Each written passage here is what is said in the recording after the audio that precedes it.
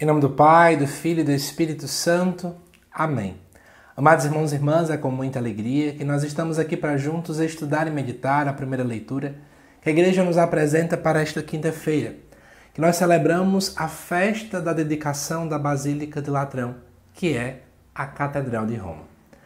Por esse motivo, a primeira leitura desta quinta-feira não será lá da Carta aos Romanos, como nós já estamos acostumados. A leitura se encontra, na verdade, lá no livro de Ezequiel, capítulo 47, versículos de 1 a 2, de 8 a 9 e o versículo de número 12. E o texto diz assim para nós: Naqueles dias o homem fez-me voltar até a entrada do templo, e eis que saía água da sua parte subterrânea, na direção leste, porque o templo estava voltado para o oriente. A água corria do lado direito do templo, ao sul do altar. Ele fez-me sair pela porta que dá para o norte, e fez-me dar uma volta por fora, até a porta que dá para o leste, onde eu via a água jorrando do lado direito. Então ele me disse: Estas águas correm para a região oriental, descem para o vale do Jordão, desembocam nas águas salgadas do mar, e elas se tornarão saudáveis. Onde o rio chegar, todos os animais que ali se movem poderão viver. Haverá peixes em quantidade, pois ali desembocam as águas que trazem saúde, e haverá vida onde chegar o rio. Nas margens junto ao rio, de ambos os lados, crescerá toda espécie de árvores frutíferas. Suas folhas não murcharão, e seus frutos jamais se acabarão. Cada mês darão novos frutos, pois as águas que banham as árvores saem do santuário. Seus frutos servirão de alimento e suas folhas serão remédio. Amados irmãos e irmãs, o que é que nós podemos então entender quando lemos esse texto? Imagino eu que muitas vezes a gente fica meio com muita dúvida, né? O que é que isso quer dizer? Então vamos lá. Aqui o profeta Ezequiel está tendo uma espécie de visão, segundo o relato do capítulo 47. E ele está, de fato, observando a entrada do templo lá de Jerusalém, né? É isso que ele vai colocando no versículo 1. Que o homem fez-me voltar até a entrada do templo, e ele via que saía água, tanto na direção leste, né? Porque o templo estava virado para o lado oriente, e a água corria também do lado direito do templo ao sul do altar.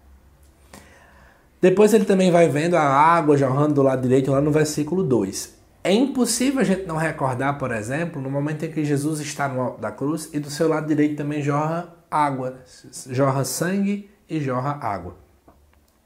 Só que aí é interessante perceber o que o versículo 8 e 9 acabam apontando, que diz assim, que essas águas, elas desembocam nas águas salgadas do mar e as águas então se tornarão saudáveis. Onde o rio chegar, vai ter vida. Os peixes também em muita quantidade. E no versículo 12 também mostra mais cenas ligadas à questão de vida. Amados irmãos e irmãs, o que era o templo para um povo judeu naquele tempo? Era mais do que uma estrutura material, onde eu posso tocar, por exemplo, como eu estou fazendo aqui com essa bancada, ou onde eu poderia frequentar. O templo era a casa de Deus. Era a morada de Deus. Por esse motivo, entender que dali do templo jorrava água automaticamente aponta para que daquele templo, da casa de Deus, surgia vida. Que de Deus brota a vida. E é interessante perceber que todo judeu ele acaba sendo muito feliz em fazer a peregrinação anual por causa da Páscoa até o templo de Jerusalém, porque ele se sentia participante daquele momento. Não era para ele apenas um mero ritual onde ele tinha que ir para poder cumprir obrigações. Mas ele pensava sempre, né? Eu vou com alegria porque caminharei até a casa de Deus. Não é à toa que a gente tem cânticos na liturgia que nascem daí, como por exemplo, alegres vamos à casa do Pai, que vem um salmo, né? Alegria de caminhar até a casa de Deus. E quantas vezes a gente parece que não é mais feliz, porque a gente se torna homens e mulheres, né, meio que anestesiados, essa seria a palavra.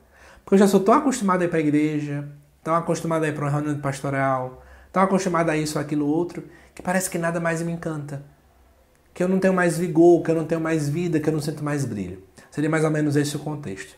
Por esse motivo eu quero te chamar, a hoje, à luz dessa leitura, voltar a enxergar a vida que brota do coração de Deus. A vida que emana desta comunhão com a igreja. Eu preciso aprender a amar mais a nossa igreja a cada dia, e imagino você também.